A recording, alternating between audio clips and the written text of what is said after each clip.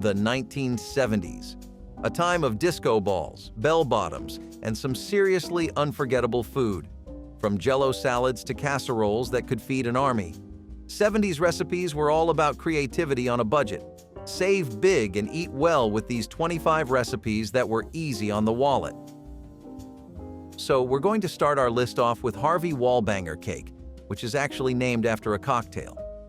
When you start to think of the origins of any good cake, you'd hardly associate it with alcohol unless we're talking about the French.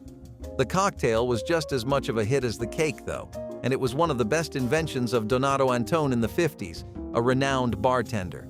Mixed with Galliano liquid, the cocktail was one of the most hotly demanded drinks any hour at any bar. The cake itself was meant to imitate this drink too, and it makes use of the same liquor. Don't worry, I promise you can't get tipsy off of it, but you'd best buckle in for a dessert experience your taste buds are not used to at all. The cake was even noted for having a glaze of Galliano on top after the baking was done.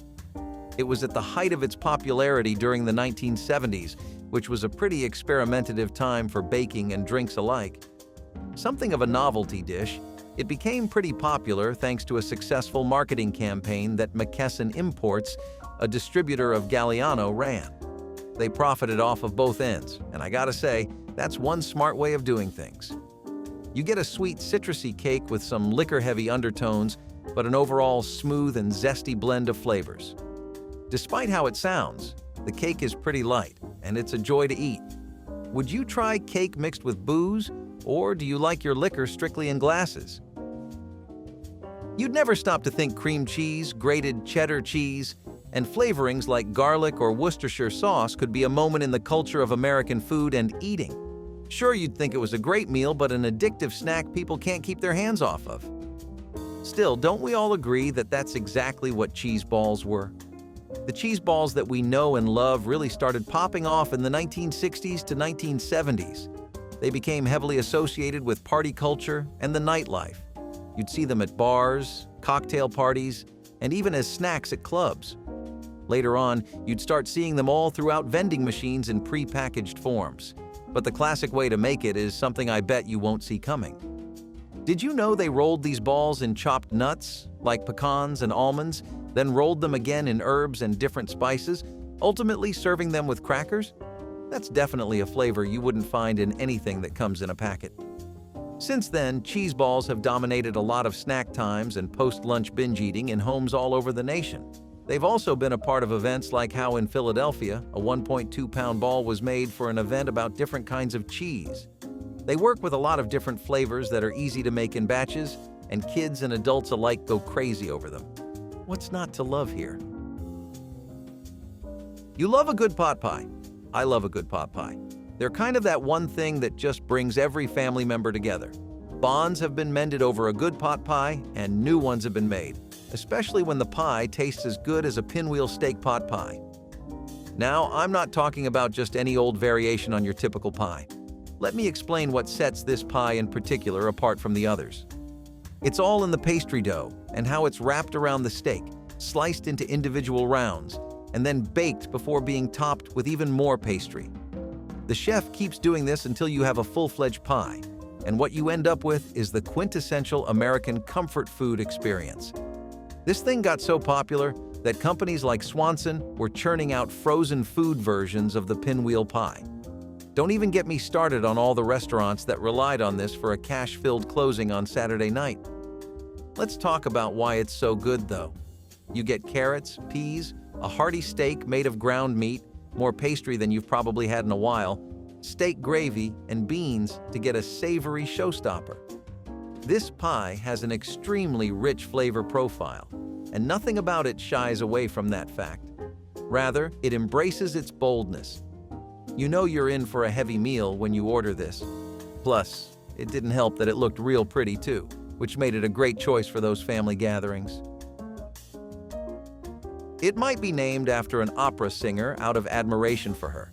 After all, Luisa Tetrazini was one generational voice, but after a few bites of this, you'll be singing too. And it'll be nothing but the praises of a well-made chicken Tetrazini, which is one of Ernest Arbogast's proudest inventions. Arbogast is a pretty heavy name in the cooking industry both in America and France, So if a dish has his seal of approval, you can be assured about the quality. This one in particular makes use of cooked chicken, mushrooms, a sauce that's usually made from cream, and Parmesan cheese. Throw it in with spaghetti and bake it with a crunchy breadcrumb topping, and you have a full-course meal that you haven't experienced before. Baking with spaghetti with mushrooms and cooked chicken or turkey? To the average American, the mix of flavors seems pretty daunting. And being honest, I don't blame you. It's definitely something I'd raise a curious eyebrow, sure, but also a concerning one. Though there's a reason it held its own even in the 70s, which had a slew of dishes that could steal your heart and wallet. The reason it's so budget-friendly is because you can easily assemble this with leftovers too, which is why it was a really popular way to deal with Thanksgiving leftovers. The ingredients are something you'd find in most pantries, and it doesn't take that much to prepare the dish. All in all, it's a pretty good deal. Devil's on Horseback is a pretty daunting name for something that's a Victorian-era appetizer, but hey, it sounds like it kept up with the trends of the time at least. The dish gets even sillier when you hear the ingredients. Before I start telling you, take a small guess. Maybe some seriously hot, throat-busting pepper? A rare, exotic cut of meat? Some kind of complex sandwich? The answer might be a bit of a letdown, but at least the taste isn't. Devils on Horseback typically involve things like a prune or dried fruits in a tight and generous bacon wrapping that are then roasted. It's said to have been inspired by angels on horseback. Yes, I know. The irony or the cheesiness is not lost on me, but that one used oysters in place of dried fruit. Still, it was all the rage in the 1970s. Especially at retro bars and cocktail parties, it was a perfect hors d'oeuvre, and it became a snack that you couldn't keep your hands off of at most parties. The most budget-friendly and common version of the dish is basic dry fruits and roasted bacon, but some also use blue cheese stuffings to amp up the comfort food factor. While it wouldn't win any awards in a naming contest, it has always been a staple of best-selling cookbooks and booked-to-the-brim parties. Now, despite what you may think, pasta dishes did not start trending in the 2010s like we know it. They've been something America has been deathly scared of for a year. Pasta Primavera, on the other hand, was one of the few things that actually took off in the 1970s. It was one of the few dishes besides spaghetti and meatballs to get some kind of traction in the States. Pasta Primavera itself is a dish that features vegetables in light sauces, and it was created by Sirio Macchioni. This guy went to Canada and had some Italian-American cuisine and immediately got the inspiration for this. One of the best things about this dish, besides it being immediately budget-friendly while having a sweet flavor, is that it was a sign of the times. The 1970s were kind of this weird self-reflection moment for America, where it was realizing that most people's diet is horrible and too fatty. People wanted to shift to something cleaner, greener, and healthier, and dishes like Pasta Primavera were paving the way for that. Sico Macchioni knew exactly what he was doing when he made this, it seems, because this sautéed veggie dish is everything an American diet should include. Speaking of healthy, here's something else that followed the exact same tune. Green Goddess dressing is exactly as fancy as it sounds, and it's definitely a step above your average French dressing or Caesar salad. I mean, come on, if we are supposed to eat salads every other day, you gotta keep some different ones in your rotation, right? We have a pretty exciting mix of sour cream, fresh parsley, tarragon, anchovies, and olives to make a rich green dressing that works amazingly as a dip or a salad. See, this dish got super trendy in the 70s because it was one of the first salads that people could eat and enjoy as a standalone meal. It was giving Americans options they didn't know they had, and it definitely boomed in places like California and San Francisco. Even today, it's a classic of the state's cuisine. It was first made by chef Philip Romer during his stay at the Palace Hotel in San Francisco, so it's definitely got some backstory with the place. He wanted to make it in honor of the play with the same name. He was a big fan of the main actor in it, George Arliss. Philip thought European sauces were taking over the scene and were too heavy, too narrow. They offered one kind of flavor experience, and he wanted more, so he made something that was more than just that. Did I mislead you into thinking the 70s were all about getting fit and keeping your cholesterol in the ideal range? It was also a period of exploration of other cuisines, one of those being the tiki style of eating. Tiki cuisine had a lot to take inspiration from, don't get me wrong, but one of the best parts of it was Polynesian chicken. Think of it like this sweet and tangy sauce or glaze that blessed the chicken with its thick, rich flavor. Now, the urge to take more steps towards tiki cuisine was something that was building up in the background since the 1930s, but it all really came to a head in the 1970s. In the 1930s, restaurants such as Don the Beachcomber or Trader Vic's would feature popular tiki dishes. This nationwide interest in other cuisines only really exploded as a movement in the 60s and 70s though, and Polynesian chicken was a big sign of that. It became something you couldn't separate from Mai Tai, like beer and dried fruit at a local pub. However, it wasn't exactly authentic. This American version has pineapple juice, garlic, ginger, soy sauce, and brown sugar-based sauce, and the chicken breast is marinated in that and served with stirred vegetables. The American take on it seems to up the sweetness a lot, but the original tiki variant plays up the tanginess a lot more. Retro tiki parties from the 70s would still have something that really reflected authentic Pacific Islander cuisine, but whichever version you got, you were in for a great meal. 7-layer salad, on the other hand, goes back to the greener side of things, and you might get a little intimidated with a name like that. It's no 3-layer cake, as in, you will still be able to eat other things once you're done with this, so don't worry. It's actually this potluck dish that first popped up during the 1950s in the Midwest, and the reason it got that name is because of the way it's set up. Imagine, for just a second, lots of ingredients like iceberg lettuce, hard-boiled eggs, bacon, cheese, and mayo dressing, all layered up one by one in a clear dish. You can now see why the 7-layer aspect caught on. Plus, it wasn't just that this dish was really healthy and flavorful, it got popular for other reasons too. Most of the ingredients I just mentioned were things you could get under $5 total if you didn't already have them lying around. And in the 70s, especially during America's post-war period, people were tired. They were tired of the economy failing and rationing, all struggling to make ends meet. Long story short, they wanted food that was easy to make and prepare. Out with the 2-hour-long lasagnas and meatloaf and in with the salads and sandwiches, I suppose. So now you have a dish that looks good, works with a potluck, and tastes even better. Of course it was going to catch on. And even today, a lot of households that had family recipes passed down still fondly make the dish. Why don't you give it a try the next time you're looking for gut-healthy food? Since it is America we're talking about, it wasn't all ideal nutrition and calorically smart eating all the time. For every salad you hear about on this list, rest assured there were double the amounts of burgers and greasy fusion food coming out, or desserts that were sugar rushes incarnate. One of those, though not as sugary, was the Apricot Fluff. This first started getting a lot of movement in the 1960s because people suddenly got back into the alluring charm of whipped cream, and canned food culture had already sunk its teeth well into the populace, especially canned fruit.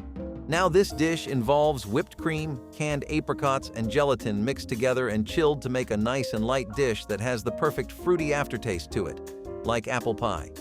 It started the culture of fluff food, which was always marked by its wallet-friendly nature and ease of preparation. Canned food was some of the cheapest stuff you could buy at a grocery mart, and making desserts out of that which the entire family could enjoy, down to the kids, was nothing short of some fine 10 out of 10 adulting. You can even put marshmallows in this too, by the way. A lot of people used to. I know I certainly would, and toast at that. You know, it's a little weird that German cuisine does not get more love in this country. Luckily, we have dishes like Black Forest Gateau that challenge that stereotype in the most delicious ways possible. Whatever sparked that country's consuming passion for exploring foods of the wider world in the 70s, we desperately need that back today. The kids are growing up on peach raspberry vapes and Skittles. Anyway, this was one of those dishes with some presence. It became a symbol of sophisticated eating, and it was one of the finest multi-layered treats you could get your hands on. Americans absolutely loved having this in restaurants, and most French and European-themed joints did have their own version of a Black Forest Gateau. It uses Kirschwasser, which is otherwise known as cherry brandy, as well as maraschino cherries and chocolate shavings. Some 1970s adaptations of the dish, which make it a little easier on the finances, usually skip the brandy, And there were many home chef cookbooks that made versions of the desert aimed straight at home cooks that wanted to get a little taste of European dining while not ever having to step foot outside of America. Fair play to them, but in my opinion, if you can spend a bit on this dish, you should, because it really is an experience. Herring, herring, herring. Where do we begin? It's one of the most beloved foods of the American nation, and one of those that becomes a shoulder to lean on in hard times. But that also means it's gotten way too much attention, and now the idea of herring is oversaturated. As in, everyone's had too much of it. That's why dishes like herring roe or fish eggs, as it's called in some places, help a lot. They breathe new life into these affordable classics that even our ancestors have been eating. Especially in the 1970s, where an interest in Scandinavian cuisine meant that people were exploring more seafood options for the first time and expanding their tastes beyond sardines, cod, and herring. However, lots of people decided to take what they experienced and apply it to what they love, and that's why we have dishes like herring roe today. Can you imagine that not only is this an affordable dish, it's also one that was served at cocktail parties and premium restaurants for a pretty penny? It definitely was one of the pricier starters you could get, and it got a knack for being cheaper than caviar while having more protein and being more compatible with the general tastes of the American public. You can feel wealthy eating caviar, but that doesn't mean you'll feel as happy as you would have if you ate some comforting herring.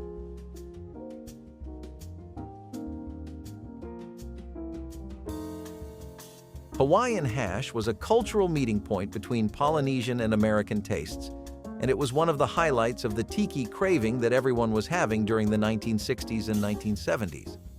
Those 2 decades were definitely about exploring all kinds of flavor combinations and new palates, but people took more to savory profiles than anything else, and this was proof.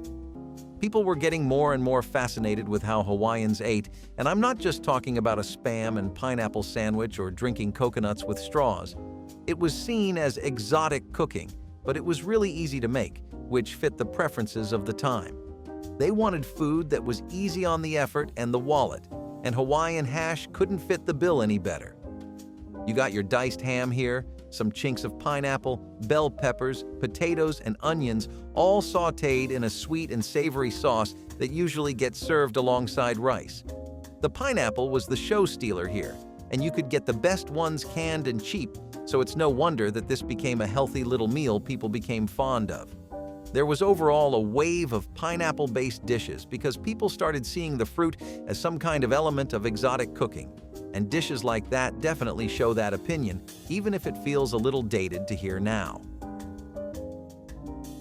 Over the years, General Mills has always been the gift horse that keeps on giving. But in 1971, it came out with the Hamburger Helper, and well, it definitely helped. This was a meal in a box with hamburger meat, and all you needed to prepare it was just water. General Mills understood that despite the current trends of the decade, there was still as much of a demand as ever for the typical, the classic, and the tried and tested. You could never separate Americans from their hamburgers, just like you couldn't take a fish out of water willingly. So it decided to target the biggest demand that was there in the decade, which was a way to have your favorite foods with half the effort. Work culture started booming. People didn't always have the time to go to a restaurant to pick out a burger, even if they were one of the families with a car then. So you had ground beef in a box that took nothing effort-wise to make and was affordable enough even in the face of rising meat prices from every retail seller and inflation. You could have dried pasta or rice along with it, which would come with the box, or you could just make an entire hamburger. The names are a little on the nose, but it really is your own personal Hamburger Helper. Bomb Alaskas were actually made earlier on in the 19th century at Delmonico's in New York, which has long been a melting pot for the rich and elite to get into some real 5-star dining together. However, that's not all it was good for. They also had dishes like these that mostly everyone could enjoy. The Bomb Alaska itself was actually made to celebrate the state. And in the 1970s, it was a rising retro dish that was a hit at any kind of dinner party, experimental, flashy, and dramatic. It was everything the decade was emphasizing at the time. I'm sure you've heard all about how glamorous the 70s were, and there is some real truth to that. This usually is made with layers of sponge cake that get coated in meringue and then flammed so that the meringue browns but the ice cream toppings don't melt. The most economical versions of this started popping up in the general food scene for home chefs when pre-made cakes and store-bought ice cream became a thing thanks to advancements in refrigeration technology, so it made the whole process half as hard for home cooks. It finally became feasible to make this at home, and people definitely didn't miss the chance. Thank God for tech, right? So, this is one you've probably heard being mentioned around the block a few times. Chicken Cordon Bleu is modern enough that it works even according to today's tastes, but its heyday was definitely in the 1960s and the 1970s. It was this dish that had just dropped in most restaurants, basically any place that was popular for having respectable European cuisine. You had a thoroughly pounded chicken breast that got stuffed to the max with ham and Swiss cheese, which was then baked and breaded. Back in the day, you could really get this for a few dollars, which is what made it such a hit. If you just wanted a good old-fashioned chicken breast done right, this was the way to go. Plus, you had a lot of tangy, spicy, and savory flavors, but enough to appease the salty crowd, and dishes like this helped fill in that gap. Even if you got the ingredients you'd need to make this for a family of 4, it would run you about $10 today, so that makes it pretty budget-friendly in both the 1970s and the modern era, which is something you can't say about a lot of food. There was this one cafe in Seattle known as Mansa's, and what they ended up doing was popularizing Dutch baby pancakes to the point where they became a staple of brunch culture in America.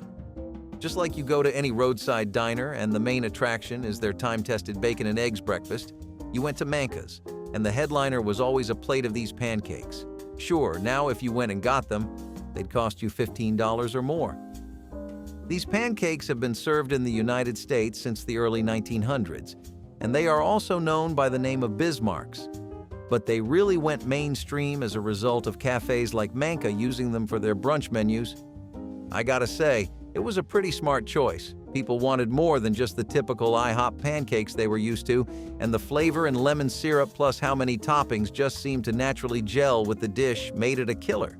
You couldn't go by for long without a friend telling you to try it, and if they put you on it, then you could consider yourself lucky. You know kids today will never know what a good Dutch baby pancake feels like? Modern travesty, I tell you. So pork chops and pierogi might seem like a bit of a mouthful, both to pronounce and to imagine, but this Polish dish brings America's favorite into one well-synced harmony of flavors. I'm talking meat, cheese, and potatoes, plus pork chops with pierogi, which are boiled and pan-fried to add that all-important crispiness you and I can't go without. The pierogi fillings can be dried mushrooms or sauerkraut. It doesn't have to be just potatoes and cheese. Meat prices were definitely more expensive in the 1970s, so you might be wondering how a dish like this lands on a budget-friendly list. That's because while pork, yes, was expensive, this dish didn't highlight the pork as a standalone selling point. It had the pierogi and vegetables going for it too, which meant that you didn't need a lot of pork, just enough for it to work as a combination. If you've ever spent time in Polish-American neighborhoods or restaurants, you've probably seen this dish around.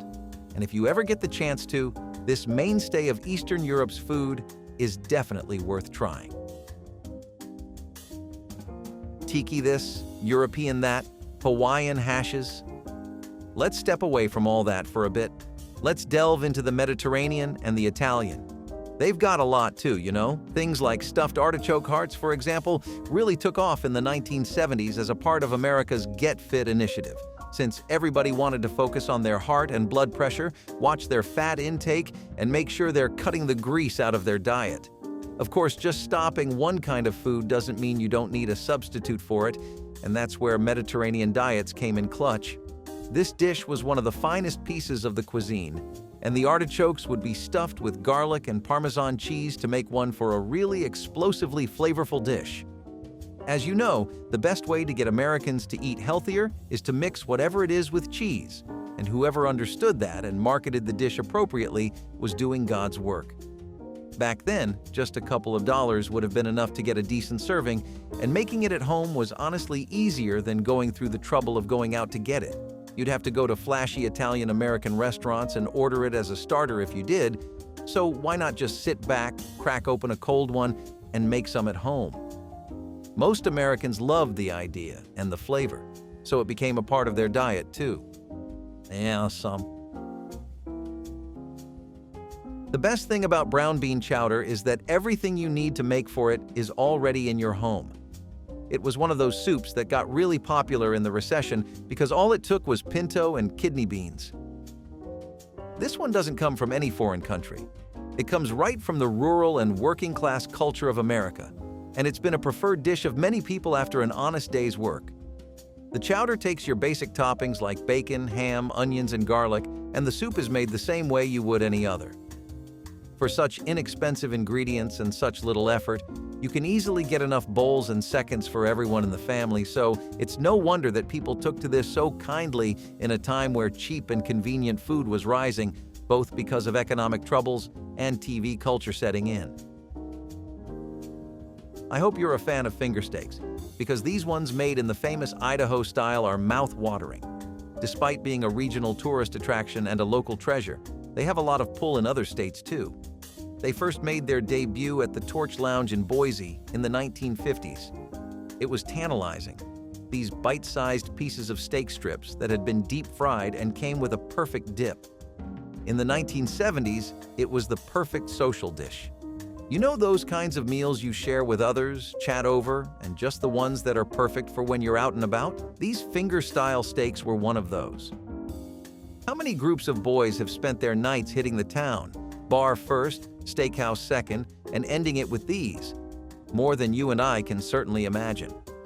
Cocktails and barbecue sauce were a must-have with them, and if you were a person with southern tastes or a barbecue lover, this was the dish for you without a doubt. Let's dial it back into soup for a second. One of the oldest ones is barley soup, and what made this into a dish that every household could enjoy whenever they wanted was the advent of the slow cooker.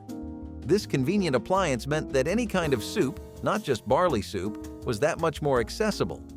I might have my complaints with how everything today needs a subscription, but this is the kind of technology I'll always shill for. Barley soup in particular took a long time because you needed to slow cook it for an entire day or night. So if you wanted to eat it, you were going to have it the next day. But why wait so long to get your favorite mushrooms, vegetables, and spices in a beef broth? Thanks to slow cookers, we started getting this soup in a matter of hours, and it was revolutionary. It made being healthy tastier and easier, and that's why mushroom barley soup still gets recommended by any home chef as worth their salt even today. Pineapple carrot cake is a bit of a controversy, and while I and most people are willing to give it a fair shot, it's not really something that gets you at the edge of your seat, you know? Then again, who can really argue with a cake you could make for $1.25? That's how much everything cost, and what you got was this tangy, sweet pineapple that had a lot of textures going on and even more flavors. I don't see what kind of knockout flavor combo you could get by mixing carrots and pineapples into a cake, but the theme of the time was healthy, canned, and cheap, and on those fronts, it did excellently. The cinnamon and nutmeg oddly worked for both the carrot flavors and the pineapple undertone, while the cream cheese frosting helped mediate some kind of common ground between them. Would you give this one a shot, even if it's really cheap to make? M&Ms were and are good for more than just the base candy. You get things like candy-coated milk chocolate cookies out of them, which were all you would find at bake sales and children's lunchboxes in the 1970s. M&Ms in general were skyrocketing in popularity during that whole decade because while pre-made candies were there before, none of them really hit like most of the popular ones today do. Stuff like M&Ms was a hit amongst kids, and these cookies were the perfect Christmas treat. You would get a basic chocolate chip dough going, and instead of chocolate chips, you'd just add M&Ms. It took barely $1 to make an entire batch of 24 cookies, and that is a steal. When you hear about inflation on this scale, it kind of makes you think all those Instagram posts about being born in the wrong generation have some kind of truth. Our wallets were built for these prices, not $10 on cookies. Standing at approximately 75 cents or 90 cents, this is one of the cheapest items on our list and a perfect way to end it too. Corn soufflé showed the infatuation the 70s had with casserole-style desserts that could be made with everyday ingredients. Things that would work as an after-school lunch and as a way to get corn into the diets of the household.